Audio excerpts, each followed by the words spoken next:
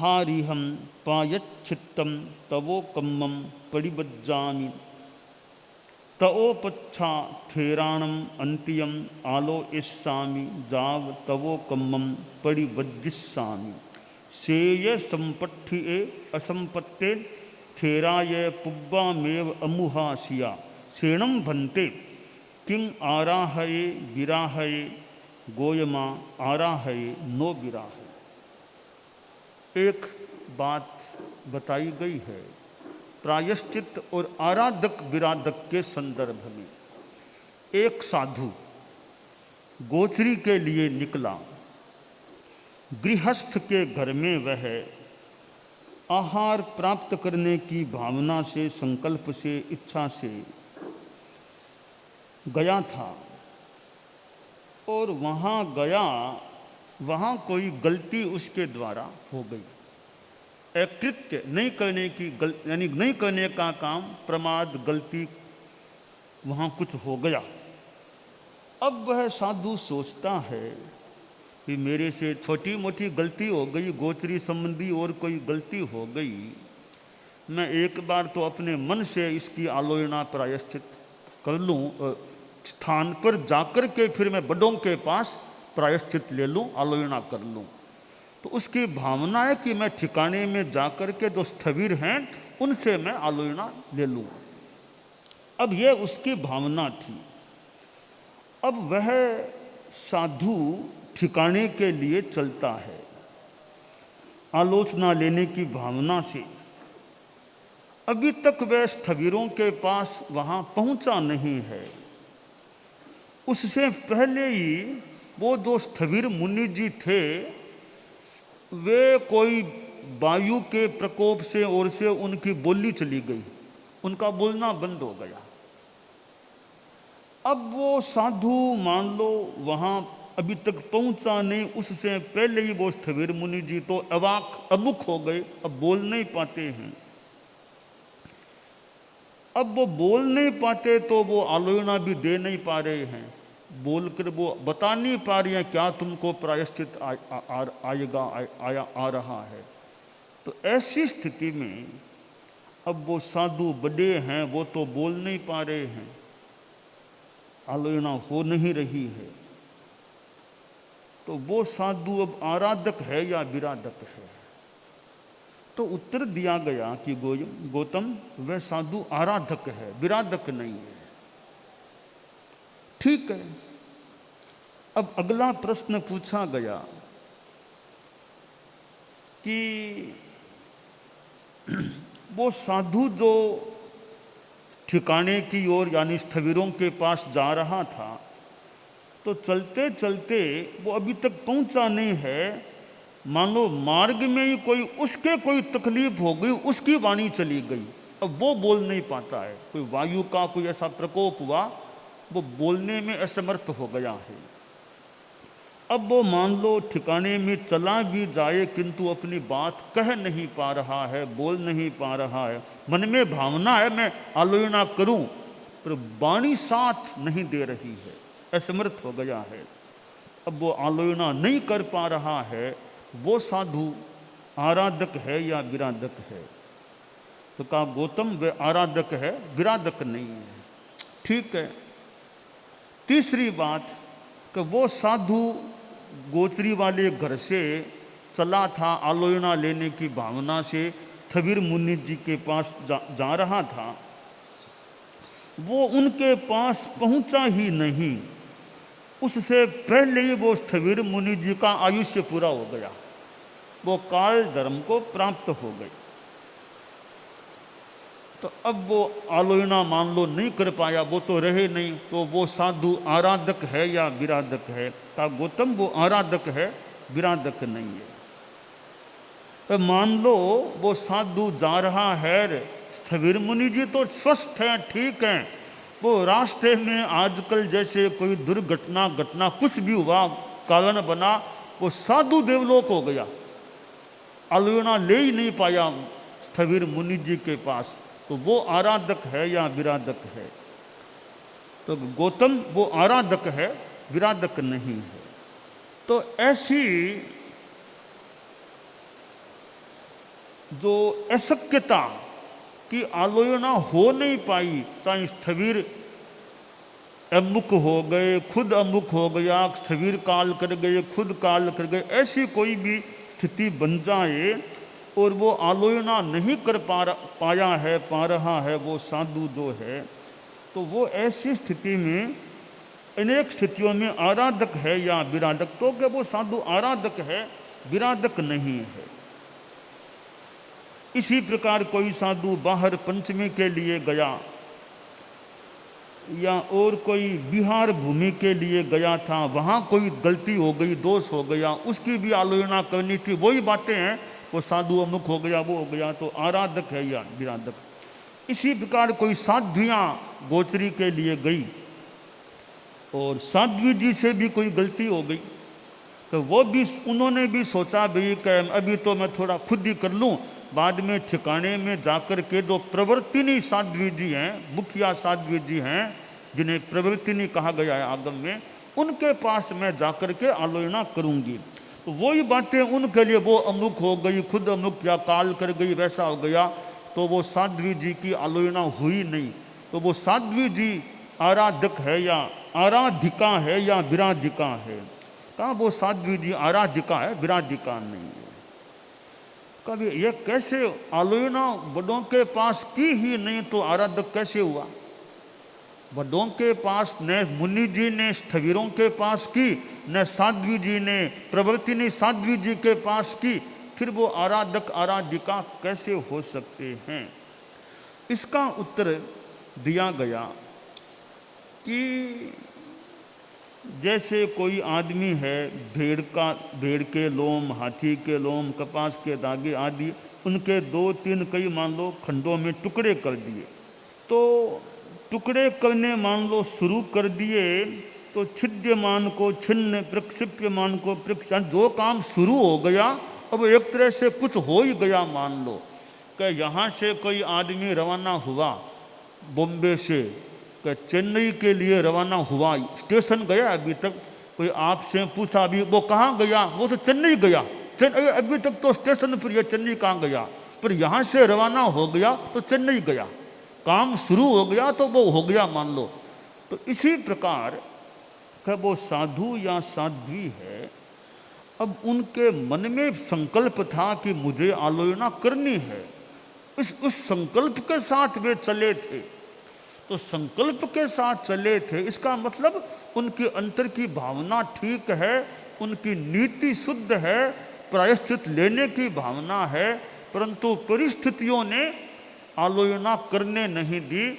कोई आयुष्य पूरा हो गया, कुछ भी हो गया, तो उन परिस्थितियों के कारण से वे आलोचना से वंचित भी रह गए हैं, पर मन में उनके भावना पक्की थी कि मुझे प्रायश्चित करना, अपनी गलती बता करके दंड लेना है, तो वो नहीं कर पाए बड़ों के पास आलोचना, तो भी वो साधु साध्वी आराधक हैं, वो विराधक नहीं है। यानी उनकी एक तरह से शुद्धता मानी जा रही है, उनको अपराधी अब नहीं मान के वो निरपराध के रूप में उनको माना जा रहा है।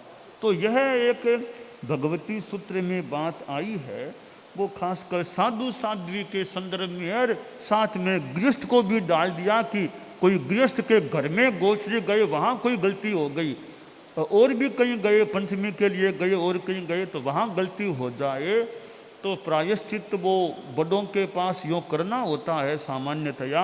बाई चांस न हो पाए, किसी स्वास्थ्य की स्थिति के कारण या काल आ जाए ऐसे कारण से, तो मानो कि स्थूल भाषा में उनको माफ है, वो गलती का प्रायश्चित नहीं भी कर सके बड़ों के पास, तो भी उनको उनका रास्ता साफ है, कोई ऐसी वो दोष अशुद्धि वाली इतनी बात नहीं रहेगी कि वो विराधक रह सके, क्योंकि भावना मूल शुद्ध है। ये आराधक ज्ञान का आराधक भी होता है, दर्शन का आराधक, चारित्र का आराधक, इहलोक का आराधक, परलोक का आराधक, यूँ विराधक भी होता है।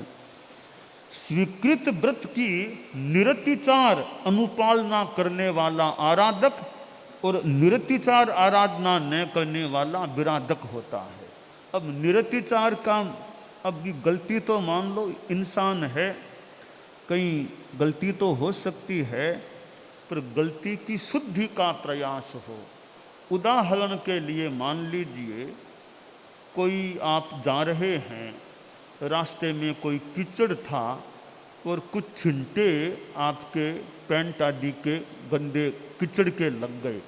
ठीक है, लग गए, रास्ता ऐसा ही था, कीचड़ था तो छिंटे उछले, कोई वाहन निकला, छिंटे आप में पड़ गए तो कपड़े थोड़े गंदे हो गए।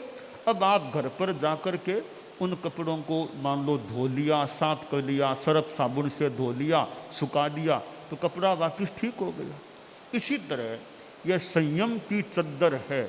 मान लो इंसान है, छदमस्त है, गलतियां हो गई, गलती हो गई। अब जैसे आपने साबुन सर्फ पानी से कपड़े को साफ किया, इसी तरह प्रायश्चित रूपी आलोचना रूपी साबुन कपड़ा पानी से उस संयम की चद्दर को धो लिया तो वो वापिस निरतिचार साफ हो गई है। तो अतिचार लगे नहीं, बहुत ही बढ़िया, लग भी जाए तो फिर उसको धो डालना चाहिए, प्रायश्चित के द्वारा साफ कर लेना चाहिए। तो वो साफ हो गया है, फिर वो एक निरतिचार आराधक हो गया है। बाई चांस वो आलोचना मन में भावना थी, नहीं कर पाया है किसी कारण, ऐसे परिस्थिति जन्य कारण से, तो भी चूंकि भावना से वो शुद्ध नीति वाला है तो भी उसको आराधक ही माना गया है। यह आराधना और विराधना ऐसे बहुत महत्वपूर्ण है कि भी आराधकता हो जाए। साधु भी सोचे, साध्वी हो, साधु हो, भी मेरा संयम जीवन है, मेरी आराधना अच्छी हो जानी चाहिए। इसलिए यह प्रतिक्रमण, 2 समय प्रतिक्रमण है, पक्षी की आलोचना, चौमासी पक्षी की आलोचना, संवत्सरी की आलोचना, और लगे भी कि मेरे से यह गलती हो गई तो विशेष रूप से उसकी आलोचना कर ले। कि आलोचना करनी है तो सरलता चाहिए, सरलता के बिना आलोचना बढ़िया नहीं होती है। बच्चे की तरह सरलता, संस्कृत में जो कहा गया है, किं बाल लीला कलितो न बालः पित्रोः पुरो जल्पति निर्विकल्प है तथा यथार्थम कथयामि नाथ निजाशयम सानुशयस्तवाग्रे। जैसे बाल लीला वाला बच्चा है, वो माँ बाप के सामने मन में आई वो बात कह देता है, मन में आया माँ बाप को कह देता है, बिना लाग लपेट के अपने बात माँ बाप के सामने बोल देता है। तो उसी प्रकार बिना लाग लपेट, दाव पेन, छल कपट, लुकाना छिपाना, ये सब छोड़ करके है वैसी बात बड़ों को बता दे सरलता से, तो आलोचना अच्छी हो सकती है।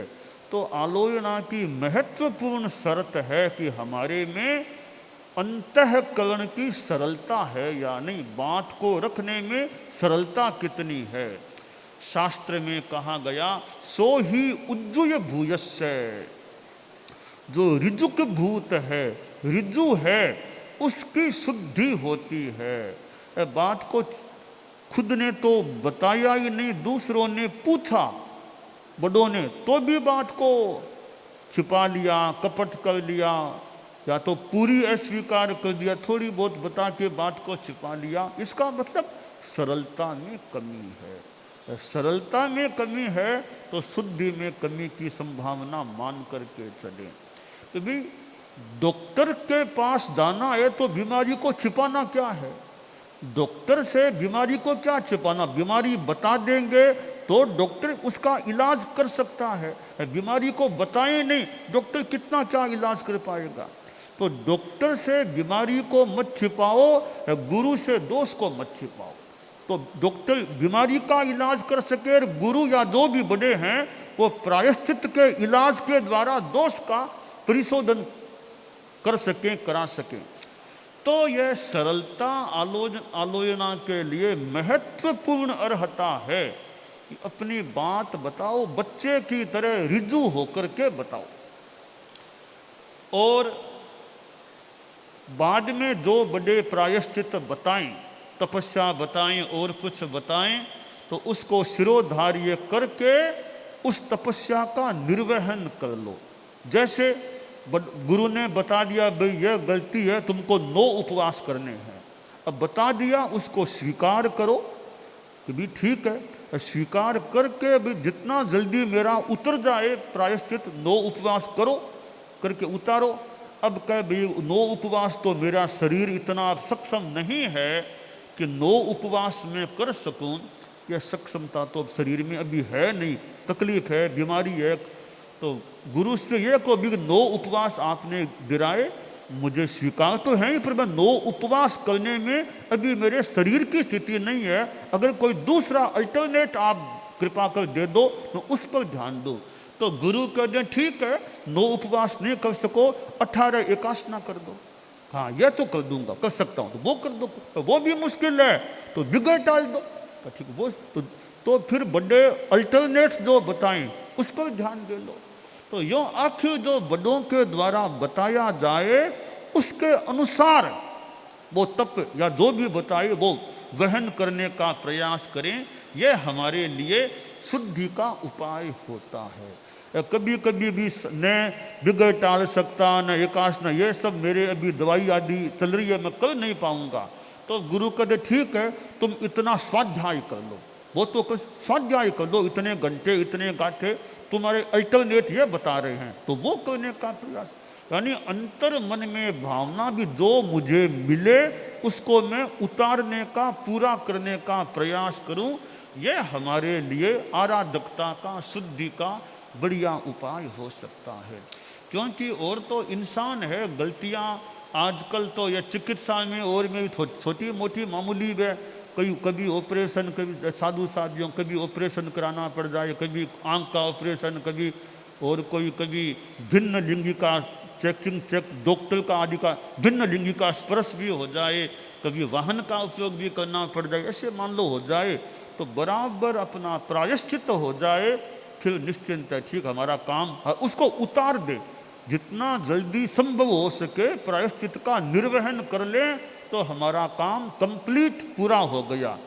डॉक्टर ने दवाई बता दी, प्रेस्क्रिप्शन आपको दे दिया है, अब मरीज का काम होगा अभी दवाई खरीदो, केमिस्ट के पास जाओ, दुकान या मंगवाओ, दवाई मंगवाओ, फिर जैसा डॉक्टर ने कहा वैसे दवाई लोगे। कि दिन में 3 बार टेबलेट लेनी है, कभी इंजेक्शन, वो सारा का सारा कोर्स पूरा करो तो डॉक्टर के निर्देश का पालन हुआ, फिर कोई आपकी बीमारी ठीक होने की भी आशा संभावना मान लो हो जाए। डॉक्टर ने प्रेस्क्रिप्शन दे दिया, आपने लेके रख दिया, न तो दवाई लाए, न मंगवाई, न खाई, अब तो बीमारी कैसे क्या ठीक हो। तो पूरा काम कब होगा कि डॉक्टर को आपने दिखा दिया, डॉक्टर ने प्रेस्क्राइब कर दिया, आपने दवाई मंगवा ली, आपने बराबर दवाई ले ली, तो पूरा काम संपन्न हो गया आपका। इसी तरह गुरु के पास चले गए, अपनी गलती बता दी, गुरु ने प्रायश्चित बता दिया, फिर आपने वो पूरा कर दिया, निर्वहन कर लिया, तो कंप्लीट कार्य हो गया। तो यह आराधकता और शुद्धि का उपाय होता है। तो ये प्रायश्चित और प्रतिक्रमण 2 ऐसे उपाय हैं जिनसे हमारी आराधकता अच्छी हो सकती है। एक तो साधु साधियाँ हम लोग हैं खास करके कि प्रतिक्रमण हमारा ठीक हो जाए, सुबह शाम 2 समय का है, वो ठीक तरह हो जाए, और दोष का प्रायश्चित बड़ों से ठीक तरह ले लें, और प्रायश्चित का निर्वहन अच्छी तरह हो जाए, तो हमारी गाड़ी, संयम की गाड़ी ठीक चल सकती है, ठीक रह सकती है। तो यह भगवती सूत्र में आराधक विराधक की जो बात बताई है, आराधिका विराधिका की भी, कि भाई मन में नीति शुद्ध है, फिर तुम आलोचना न भी ले पाए बड़ों के पास तो भी मानो 100 गुना माफ है, तुम आराधक हो सकोगे।